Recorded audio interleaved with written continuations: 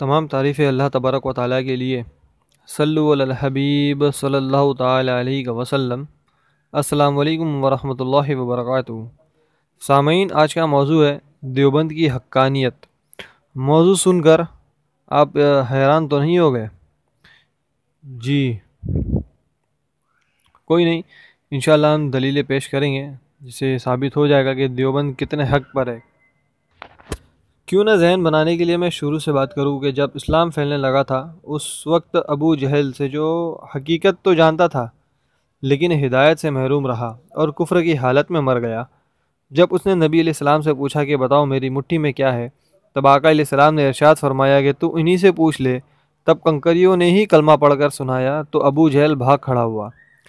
ایسے کئی بار ہوا لیکن ابو جہل نے حقیقت جانتے ہوئے کبھی حق قبول نہ کیا۔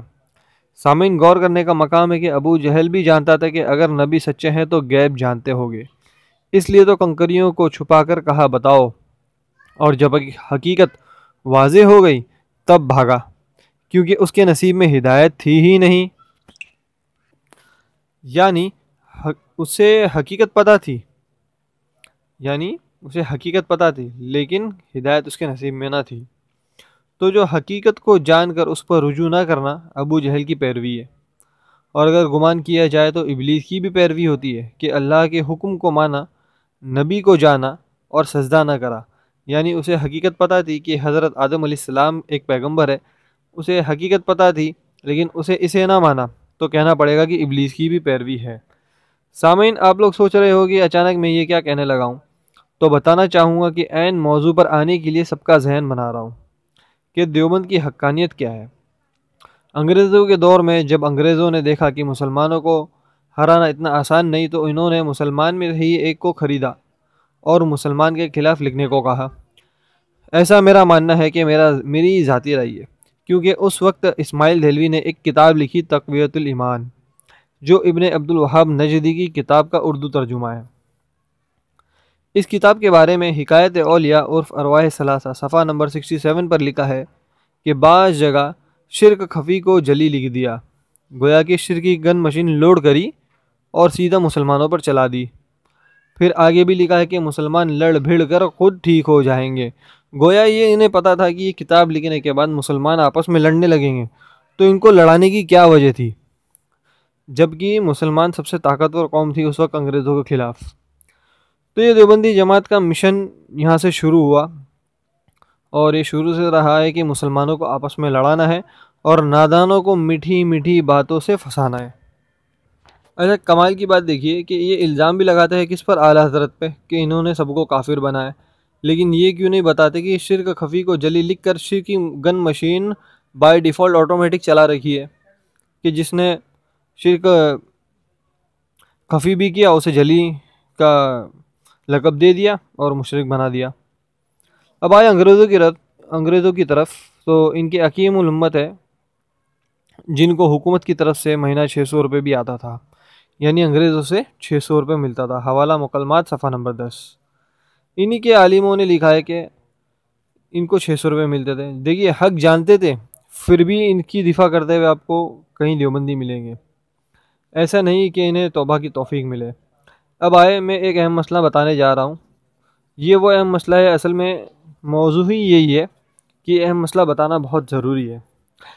کچھ وقت پہلے طارق جمیل کا ایک بیان آیا تھا کہ اس نے جب کہا تھا کہ انجیل، زبور، توریت کتاب اللہ ہے لیکن اللہ کا کلام نہیں ہے۔ میں انشاءاللہ اسے آپ کو سناؤں گا طارق جمیل کی زبانی، پھر انشاءاللہ اس پہ آگے کلام کروں گا۔ تورات، زبور اور انجیل یہ اللہ کے کلام نہیں۔ پہلے نبیوں پر کتابیں آئیں، وہ آسمانی کتابیں تھیں، اللہ کا کلام نہ تھا۔ یہ فرق ہے قرآن میں اور پہلی کتابوں کا فرق ہے، بہت خوبصورت فرق ہے۔ تورات آسمانی کتاب ہے، اللہ کا کلام نہیں ہے۔ زبور آسمانی کتاب ہے، اللہ کا کلام نہیں ہے۔ انجیل آسمانی کتاب ہے، اللہ کا کلام نہیں ہے۔ صحیفے 150 چھوٹے پمفلٹ کتابیں، چھوٹی کتابیں، وہ آسمان کی کتابیں ہیں، وہ اللہ کا کلام نہیں ہے۔ قرآن اللہ کا کلام ہے اور آسمان کی کتاب ہے، دو باتیں ہیں، کلام اللہ بھی ہے اور آسمانی کتاب بھی ہے۔ پہلی کتابیں آسمانی تھیں، کلام الہی نہ تھی تو تبدیل ہو گئیں، پھر نسیہ منسیہ ہو گئیں۔ اس پر جب ہم نے تو سامعین، آپ نے سنا کہ طارق جمیل صاحب کہنا کیا چاہ رہے ہیں کہ انجیل، زبور، تورات جو ہے اللہ کا کلام نہیں ہے، ٹھیک ہے۔ تو چونکہ علماء حق کا یہ شعار رہا ہے کہ وہ جہاں پر دیکھتے ہیں قرآن و حدیث کے خلاف عقائد کی تبلیغ کی جا رہی ہے، وہ میدان میں آ جاتے ہیں، کیونکہ حقائق حق کو ابطال باطل کا فریضہ ایک اہم فریضہ ہے۔ یہ انبیاء کرام کی سنت بھی ہے، اور ان کے بعثات کا اساسی مقصد بھی اولیاء کرام کی پوری زندگی اسی بنیاد مقصد کی تبلیغ اور اشاعت میں گزری۔ اس کے برعکس باطل فرقوں کا شعار خاص رہا ہے کہ وہ قرآن و سنت کو چھوڑ کر اپنے باطل اختراع، اپنی غلطیوں کو اپنا مذہب بناتے رہیں۔ پھر قرآن و سنت چھوٹے تو چھوٹے، اجماع ٹوٹے تو ٹوٹے، چاہے ان کا ساتھ لغت نہ دے، چاہے عرف عام اپنی آغوش میں پناہ دینے سے انکار کر دے، چاہے اپنے کفر کی بھیٹ لاکھوں کم علم کو چڑھانا پڑے، اس سے کوئی فرق نہیں پڑتا۔ بس اپنی من کی نکلی پالنا مقصد ہے، نہ کہ اللہ کو راضی کرنا، نہ اس کے رسول صلی اللہ علیہ وسلم کو راضی کرنا مطلب ہے۔ اسی کی زندہ مثال ساجد خان نقشبندی ہے۔ اس کی جماعت کے ایک مولوی نے اپنی تقریر میں، یعنی جیسا میں نے ابھی آپ کو سنایا، انجیل، زبور، تورات کتاب اللہ ہے پر اللہ کا کلام نہیں ہے، تو اس پر ساجد خان نقشبندی صاحب نے اپنے اس گمراہ عالم کی دفاع میں ایک بیان دیا، اور جب یہ گمراہی علماء حق تک پہنچی تو ہمیشہ کی طرح علماء نے اس کا رد کرنا اپنا فرض منصبی سمجھا، اور حافظ احسان قادری صاحب نے اس کی بروقت گرفت فرمائی تاکہ اس کی گمراہی کہیں عوام کو گمراہ نہ کر دے۔ لیکن ساجد نقشبندی نے اسے بھی فرقہ واریت کی نظر کر دیا اور اپنے علماء سے سوء ہونے کا ثبوت دیتے ہوئے طارق جمیل کی اس گمراہیت کی دفاع کی۔ سنیں ساجد نقشبندی کو۔ تو آپ کی اس فضول اعتراضات اور بعد میں ہمارے جوابات سے تو لوگوں کا ایمان مزید پختہ ہوا کہ طارق جمیل صاحب حق پر ہیں اور آپ جیسے لوگ جہالت اور گمراہی پر ہیں۔ تو سنا سامعین، اب اس کے بعد حضرت حافظ احسان اقبال قادری صاحب نے ساجد نقشبندی کو مناظرے کا چیلنج دیا کہ آؤ میدان میں اور لکھ کر دے دو کہ ساجد خان نقشبندی مناظرے میں ثابت کرے گا کہ انجیل، زبور، تورات کتاب اللہ ہے، اللہ کا کلام نہیں۔ اس کے بعد ساجد خان نقشبندی غائب ہو گیا اور آج تک چیلنج قبول نہ کیا۔ ساجد کے بھاگ جانے کی وجہ میں انشاءاللہ عزوجل آگے ضرور بتاؤں گا آپ کو۔ سامعین، آپ لوگ سوچ رہے ہوگا کہ اس میں خاص بات کیا ہے۔ یہ تو عام بات ہے کہ اہل سنت والجماعت سنی بریلوی کی طرف سے ہمیشہ چیلنج تو جاتا ہے، لیکن دیوبندی وہابی کبھی جلدی مناظرے میں نہیں آتا۔ جو خاص ہے وہ میں آپ کو ابھی انشاءاللہ عزوجل سنانے والا ہوں۔ جی صحیح سنا آپ نے، میں آپ کو سنانے والا ہوں۔ یہ دیوبندی کی حقانیت۔ ساجد خان نے ایک واٹس ایپ گروپ میں قبول کر لیا ہے کہ طارق جمیل غلطی پر ہے۔ جی مجھے آپ نے ضرور اور بالکل صحیح سنا کہ ساجد خان نے قبول کر لیا ہے کہ طارق جمیل غلطی پر ہے۔ اب میں انشاءاللہ اس کی آڈیو سنانے والا ہوں۔ السلام علیکم ورحمۃ اللہ۔ ویسے اس پر سچی بات یہی ہے کہ بس اللہ نے عزت رکھی ہے، وہ بریلوی اپنے فتووں میں پھنس گیا تھا، نہیں تو یہ قول صحیح نہیں ہے۔ میں نے اس کی اصل تلاش کی، مجھے صرف یہ قول حکیم الاسلام قاری محمد طیب صاحب رحمہ اللہ کے خطبات میں ملا ہے۔ اس کے علاوہ کسی عالم نے اس بات کو نقل نہیں کیا کہ تورات، زبور یہ کتاب اللہ ہے، کلام اللہ نہیں ہے، بلکہ اس کے مقابلے میں 20 دلائل موجود ہیں کہ تورات، زبور، انجیل بھی کلام اللہ ہے۔ یہ تھی ساجد خان کی آواز۔ اب انشاءاللہ عزوجل میں اس کی دوسری واٹس ایپ والی آڈیو آپ کو سنانے جا رہا ہوں، اسے بھی بغور سماعت فرمائیں۔